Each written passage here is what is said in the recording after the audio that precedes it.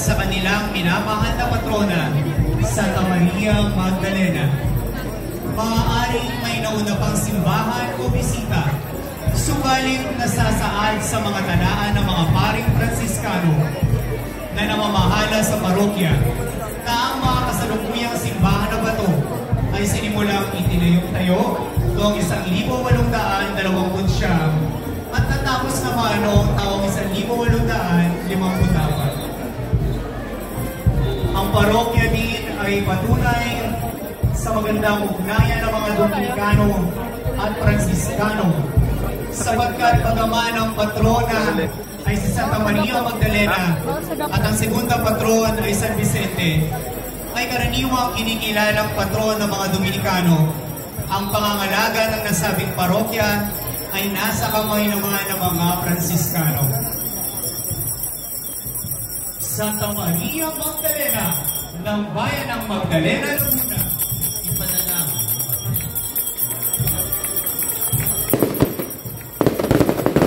Sa bayan ng Kapitolyo po at lahat ng mga deboto ni Santa Maria Magdalena ay taus-pusong nagpapatin po sa inyo ng aming pasasalamat sapagkat kami po inyong pinaunlakan na maging bahagi po ng aming makasaysayang prosesyon sa gabi ito. Maraming salamat po sa inyong lahat. Kasama po ng karosa ni Santa Maria Magdalena, ang Parish Pastoral Council headed by Sister Elvida Vercucio, Parish Finance Committee headed by Sister Lorna Lucena, Pamilya Duela at Purunganan, Parish Youth Commission, Lingkod ng Dambana, Youth and Kids Choir, Samahan ng Natividad ni Maria, Lectors and Commentators Ministry, Matters Guild, Offertory and Collectors Guild, Apostolado ng Panalangin, Dalaw Patron sa Bahayang Katoliko, Handmaids of the Lord, Parish Catechetical Ministry, mga laiko, parokyano at mga devoto mula sa bayan ng Manilip, Nagkarlan, Lumban at Pagsanhan. Muli po, palakpakan po natin ang ating mga kaibigan mula po sa Magdalena, Laguna.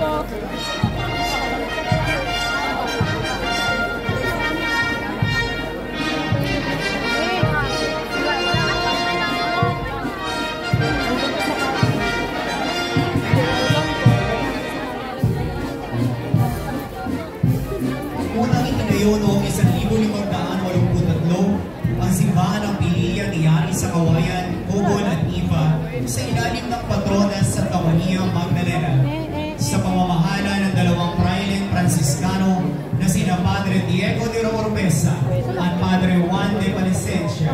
Noong 1632, isang sunog ang sumira sa simbahan at buong bayan. Muling natupok na sunog ang simbahan sa taong 1668. Muli itong tinayo mula 1670 hanggang 1673 na yari sa kahoy. Inayos ang altar at kumbento noong 1848 at muling inayos ang simbahan mula taong 1962 hanggang taong 1976. Noong ika-16 ng Enero 1977, kinilala ng National Historical Commission of the Philippines ang simbahan bilang isang makasaysayang gusali. Ika-22 ng Hulyo taong 2008, itinalaga ang parokya bilang unang pangdiosesanong dambana o Diocesan Shrine of St. Mary Magdalene sa Pilipinas. At noong ika-18 ng Hulyo, taong 2022, pinagtibay ang St. Mary Magdalene ang resolusyon bilang 56 taong 2022 na nagdedeklara ni Santa Maria Magdalena bilang patrona ng bayan ng Pililla Rizal. Taong 2022, ang simbahan ng Pililla ay naging isang affiliate church ng Minor Basilica and Parish of St. Mary Magdalene sa bayan ng St. Maximin sa St. Cuthbert, France. At ayon sa lumang tradisyon ay tinuturing na lugar kung saan namuhay si Santa Maria Magdalena sa natitirang bahagi ng kaniyang buhay. Ang simbahan ay nagdiriwang ng kaniyang kapistahan tuwing ika-22 ng Hulyo sa karangalan ng ina at patrona ng Pililla. Santa Maria Magdalena ng Pililla Rizal. Ipananaw.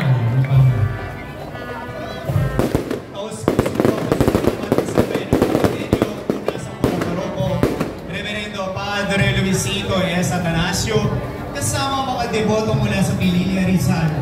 Masasalamat din po kay Honorable Dan M.V. Masinsing Municipal Mayor, Cofradía de Santa Maria Magdalena, Recapaderos, Parish Pastoral Council, Brother Nathaniel Diaz, Community of Estejos, Reverend Father Miguel Tan, Parokya ni Santa Maria Magdalena,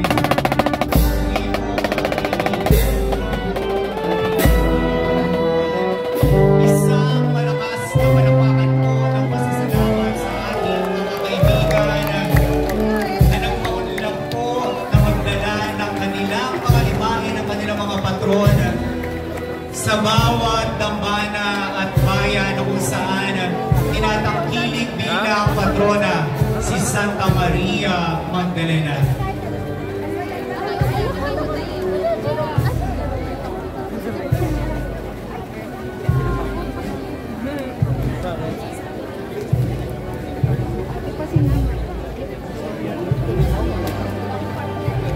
At sa ilang sandali na lamang po ay matutunghayan natin lahat ang pinaka-aabangan po nating paglalakbay ng karosa ng pinakatampok sa gabing ito, ang ating pinamahal na Maralungan at Nakapili.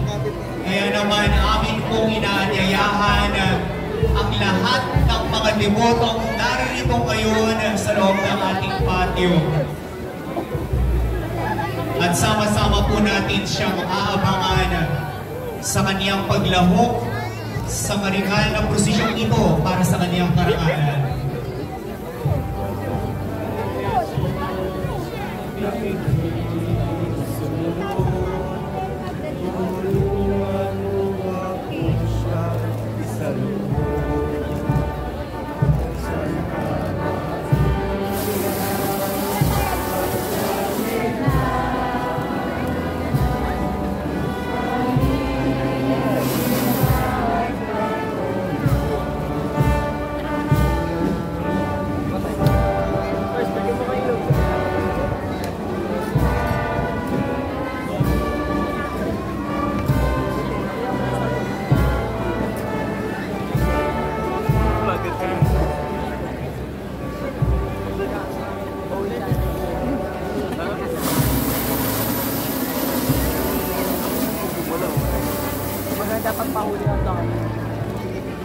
Muli po, maraming salamat po sa inyo pong pagdalo dito sa ating mga salisayan prosesyon sa karangalan ng ating pinamahal na patrona, si Santa Maria Magdalena. At sa tagpong ito, mga kaibigan, mga devoto, ipinapakiusap po sa inyong lahat na maaari kaibigan po natin ang sa